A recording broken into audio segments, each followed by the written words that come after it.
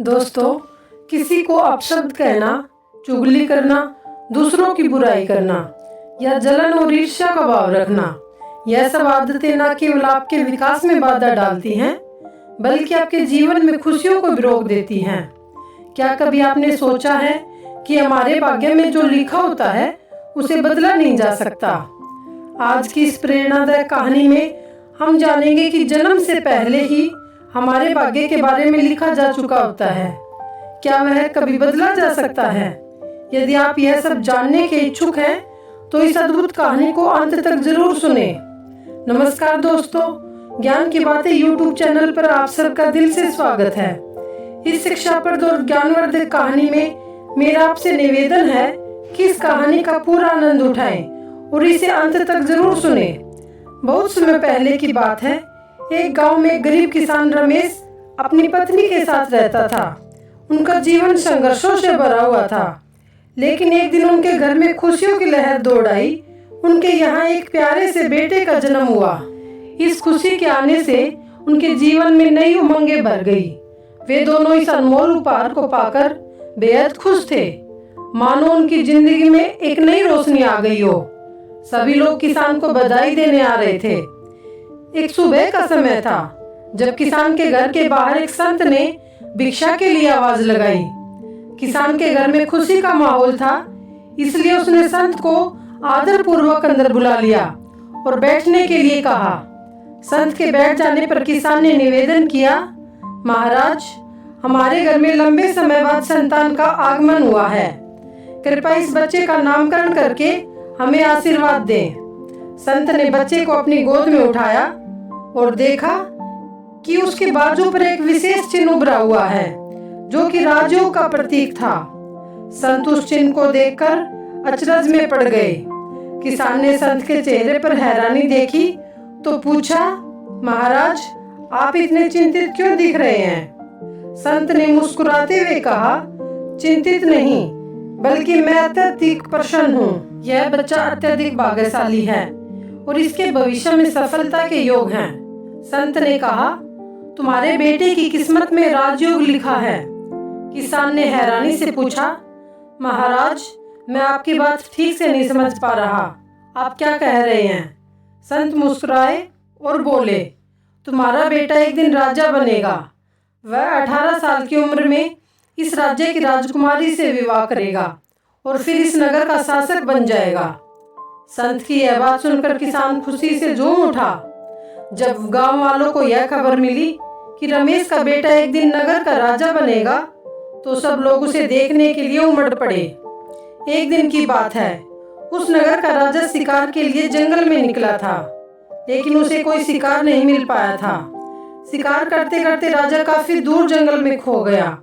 अब उसे प्यास लग रही थी, लेकिन आसपास कोई नदी या तालाब नहीं था जहां वो पानी पी सके। राजा ने कई घंटे जंगल में भटकते हुए पानी की तलाश की और आखिरकार वह उसी गांव में पहुंच गया जहां रमेश नाम का किसान रहता था। राजा की नजर एक साधु पर पड़ी, जो अपनी कुटिया के पास बैठा हुआ था। राजा ने साधु से पानी मांगा। साधु ने अपनी कुटिया से राजा को पानी ला कर दिया। राजा ने पानी पीने के बाद देखा कि बहुत सारे लोग इकट्ठे होकर कहीं जा रहे थे। राजा ने आश्चर्य से साधु से पूछा, ये लोग कहाँ जा रहे हैं? साधु ने मुस्कुराते हुए कहा, ये सभी लोग रमेश नाम के किसान के घर जा रहे हैं, क्योंकि उसके यहाँ एक अत्यधिक भाग्यशाली बच्चे का जन्म हुआ है। साधु बाबा ने उस बच्चे के बारे में एक भविष्यवाणी की थी, जिसे सुनकर राजा का मन अशांत हो गया। राजा ने साधु से पूछा, ऐसी कौन सी भविष्यवाणी है जिसके कारण सभी लोग रमेश के घर जा रहे हैं? साधु ने बताया, जब रमेश का बेटा 18 साल का होगा, तो वह इस राज्य के राजा की पुत्री से विवाह करेगा और बाद में वह इस राज्य का शासक बनेगा। राजा यह सुनकर चौंक गए और बहुत क्रोधित हुए। वे मन में ये सोचने लगे कि एक साधारण किसान का बेटा कैसे उनकी पुत्री से विवाह कर सकता है और राज्य का शासक बन सकता है। राजा ने संत से कहा, मैं इस राज्य का राजा हूँ। आप क्या सोचते हैं? मैं एक साधारण किसान के बेटे के साथ अपनी बेटी की शादी कर दूंगा। संत ने शांत स्वर में कहा, राजन, इस बच्चे के भाग्य में जो लिखा है उसे कोई नहीं बदल सकता। राजा ने अपनी ताकत का घमंड करते हुए कहा, संत जी, मैं भगवान का लिखा हुआ मिटा कर दिखाऊंगा। संत ने मुस्कुराते हुए कहा, राजन, आप भी यही हैं और मैं भी यही हूँ। देखते हैं कि यह सब कैसे बदला जा सकता है। राजा ने संत को प्रणाम किया और अपने महल की ओर लौट गया। लेकिन रात भर उसकी नींद उड़ी रही। उसका मन इसी विचार में उलझा था कि किसी भी कीमत पर संत की भविष्यवाणी को सच नहीं होने देगा। अगले दिन राजा ने अपना वेश बदला और रमेश के गांव की ओर निकल पड़ा। गांव पहुंचकर वह लोगों से पूछताछ करते करते रमेश के घर तक पहुंचा। राजा ने घर के बाहर से आवाज लगाई। रमेश आवाज सुनकर बाहर आ गया और बोला, आप कौन हैं? यहाँ क्या काम से आए हैं? राजा ने कहा, मैं एक व्यापारी हूँ और पास में ही मेरा गांव है और करोड़ों का मेरा व्यापार है। मैंने सुना है तुम्हारे घर में एक बहुत ही भाग्यशाली बच्चे का जन्म हुआ है और उसकी किस्मत में बड़े योग हैं। रमेश ने कहा, हाँ, आपने सही सुना है। व्यापारी ने मुस्कुराते हुए कहा, अगर आप बुरा ना मानो तो एक बात कहूँ। रमेश ने सहमति में सिर हिलाया। व्यापारी ने प्रस्ताव रखते हुए कहा, क्या तुम अपना बच्चा मुझे दे सकते हो? इसके बदले में मैं तुम्हें बहुत सारा धन दूंगा। धनी व्यापारी ने कहा, मैं न केवल बहुत सारा धन दूंगा बल्कि उसकी पूरी देखभाल भी करूंगा। रमेश की पत्नी ने तत्काल उत्तर दिया, नहीं व्यापारी जी, मैं अपना बच्चा आपको नहीं दूंगी। इस पर व्यापारी ने जवाब दिया, तुम्हारी स्थिति एक साधारण किसान की है। क्या तुम वाकई में अपने बच्चे का भविष्य संवार सकते हो? रमेश गहरी सोच में पड़ गया। थोड़ी देर सोच विचार करने के बाद उसने जवाब दिया, आप सही कह रहे हैं, हम इसके लिए सक्षम नहीं हैं।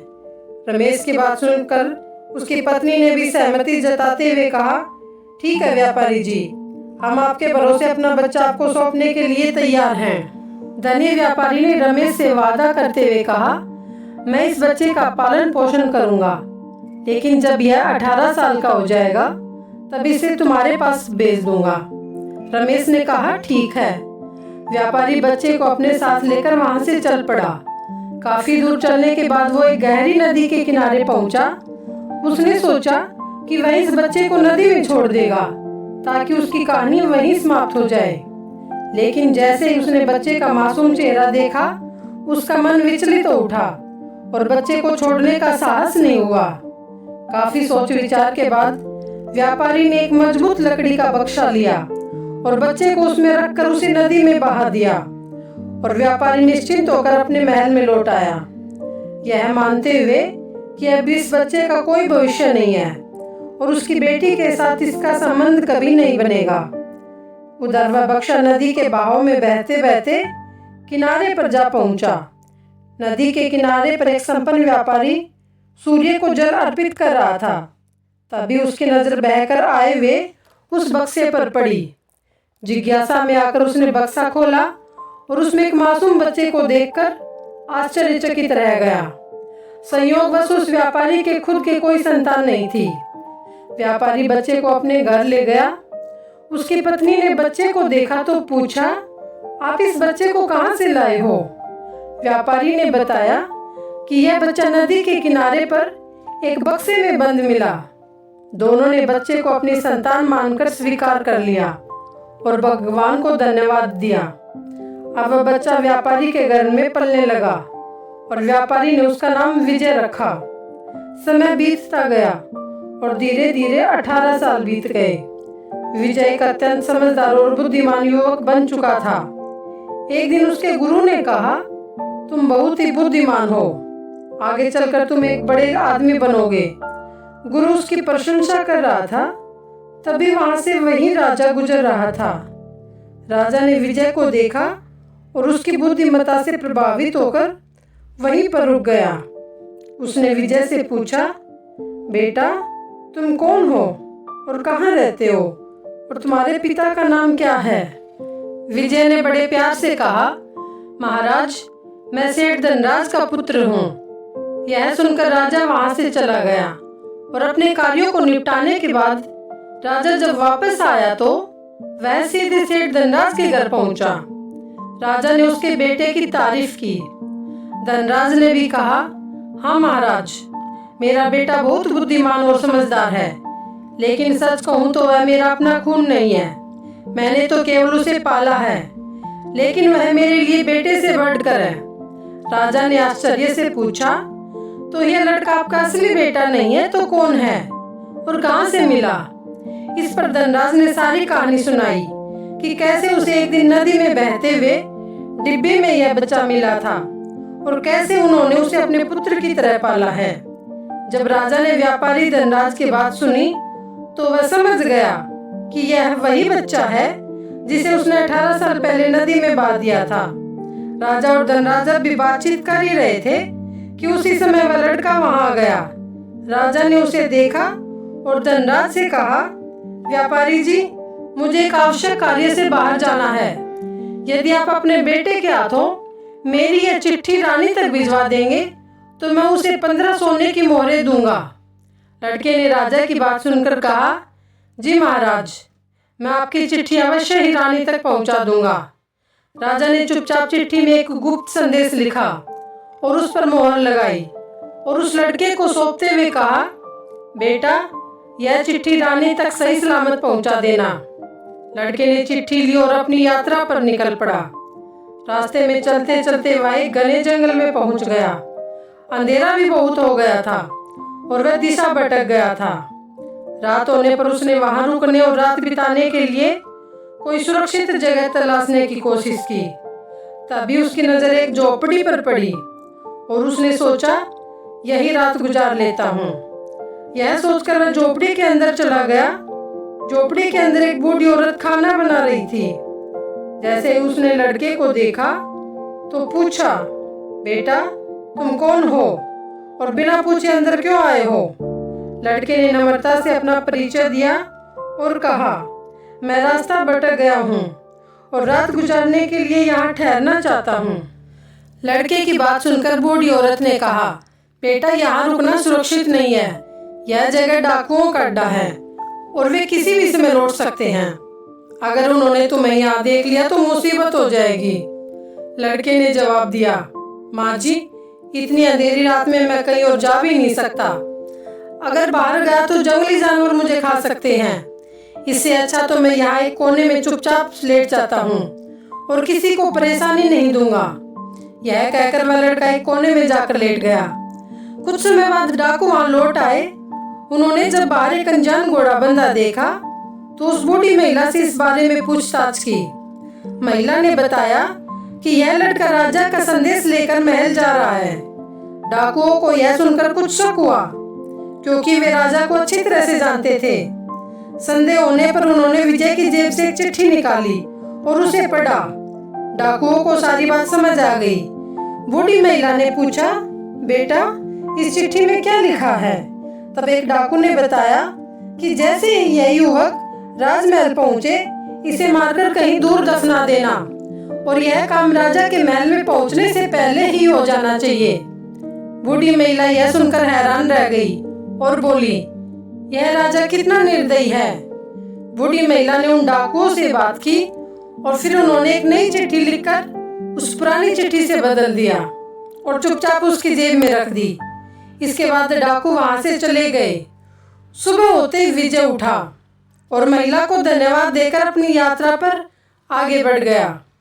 कुछ समय बाद वह राजमहल पहुंचा और उसने वो चिट्ठी महारानी को सौंप दी। महारानी ने चिट्ठी पढ़ी तो उसमें लिखा था, यह युवक अत्यंत बुद्धिमान और योग्य है और यह राजकुमारी से विवाह करने के लायक है, इसलिए मेरे आने से पहले इसका विवाह राजकुमारी के साथ कर दिया जाए। महारानी यह पढ़कर हैरान रह गई और सोचने लगी कि आखिर महाराज किसी अज्ञात युवक के साथ राजकुमारी का विवाह कैसे कर सकते हैं। लेकिन जब उन्होंने देखा कि चिट्ठी पर राजा की मोहर लगी है तो उन्हें विश्वास करना पड़ा कि युवक झूठ नहीं बोल रहा। महारानी ने राजा के आदेश का पालन करते हुए राजकुमारी का विवाह उस युवक से कर दिया। कुछ दिनों बाद जब राजा लौटा और फिर उसे यह बात पता चली तो वह क्रोध से आग बबूला हो गया। उसने महारानी से कड़क आवाज में पूछा, तुमने ऐसा क्यों किया? महारानी ने शांत स्वर में उत्तर दिया, महाराज, जैसा आपने चिट्ठी में आदेश दिया था मैंने वैसा ही किया। राजा ने तुरंत महारानी से कहा, मुझे वह चिट्ठी दिखाओ। जब राजा ने वो चिट्ठी देखी तो उसमें कुछ अलग ही लिखा मिला।